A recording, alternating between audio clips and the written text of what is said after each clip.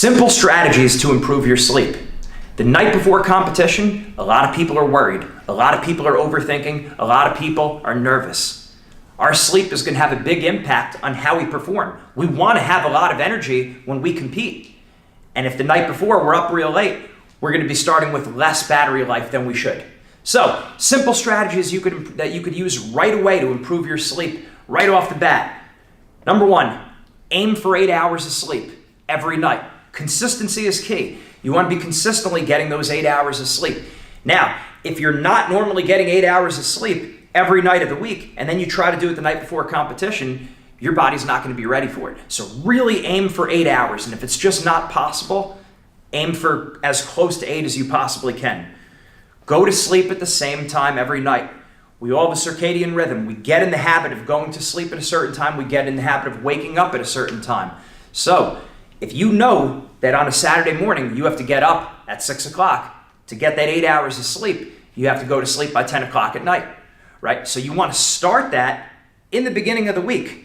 You don't want to wait till the night before. If I'm normally used to going to bed at 12 o'clock and I try to go to sleep at 10 o'clock the night before a competition, my body's not going to be ready to go to sleep. My mind's still racing because I'm not used to doing it. So get in the habit of going to sleep and waking up at the same time every night. Next, avoiding caffeine and sugar 6 hours before we go to bed. Right? Teas, coffees, things that have caffeine. You might be a caffeine-free tea. That's okay. Caffeine-free coffee, maybe. Fine. Sugar and caffeine are going to keep us up. Biologically, it hurts us. So cut that out about 6 hours before you go to bed. Temperature of the room, generally speaking, this is a personal thing, but between 65 and 70 degrees, that tends to give us the best sleep. You have to find out what works for you. I find that if it's above 70 degrees, I start having more intense dreams. So I like to sleep a little bit on the cooler side. You got to find out what works for you. Don't just do it the night before competition. Pitch black. You want the room to be pitch black. So if there's any little blinking things that are going on, the computers, chargers, cover them up with a piece of tape. The TV, cover it with a piece of tape. You don't want to have these blinking lights. You want the room to be as dark as possible. Again, there's individual preference, but that tends to be consensus, one of the things that helps. Pitch black.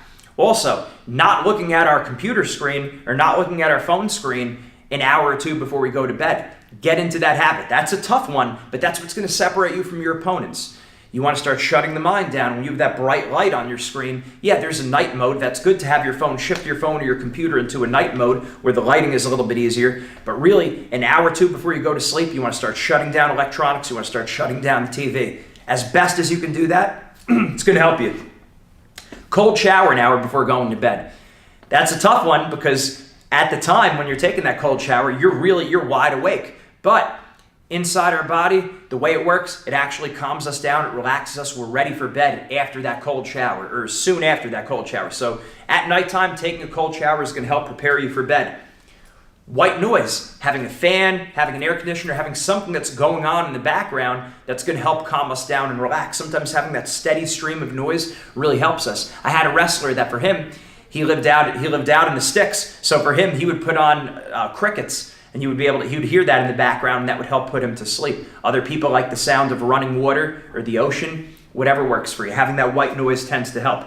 Minimize work and reading when you're in your bed. Your bed should be for sleep only. Mentally, you want your brain and your body to link your bed with sleep. You don't want to link it with reading, with homework, with anything else. So really try to only get into your bed when you're going to bed. Now I get it. Everyone's in a different situation that might not be feasible for you. So then for you, maybe sit up in your bed, but do not lay down until you're ready to actually go to sleep.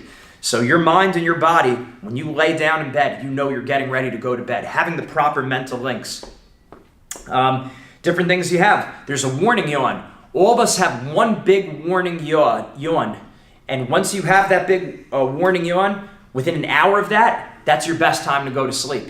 So be aware of it. Be aware of it. You're going to get that yawn at some point in time in the night. You usually know about an hour after that is usually when you're ready to go to bed. It's your warning yawn. Look out for it. Next, some simple things we could do. There's a certain non-caffeine tea, traditional medicinals. It's called Nighty Night. That could help you. Having something like that before you go to bed. Also, the essential oils. They tend to be bigger nowadays. Lavender, having the smell of lavender, putting it on our hands, smelling it, or putting it on the bottom of our feet. It also tends to make us more relaxed. Also, you start getting into that habit when I smell lavender. Now I'm going to sleep. I'm getting ready for bed. So anytime we're building in that routine, it's really going to help. Other simple things for your room: keep your room neat and organized to the best of your ability.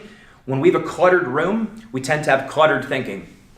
Other things: keeping the doors closed, keeping the closets shut, so it looks like everything is set and everything is where it needs to be. If I have my dresser, all the drawers, all the clothes are coming out, they're open, and you close them, you feel like everything is more settled and everything's relaxed. So avoid the clutter. Also, some of the pictures we have up sometimes might look like pictures are staring at us. Minimizing the pictures that we have, or facing them in different directions. So these are some simple tips. We also have other tips on the sleep worksheet. Make sure you circle the sleep tips that you could use right away. Simple things you could do could have a huge impact on your sleep. Mindset makes the difference.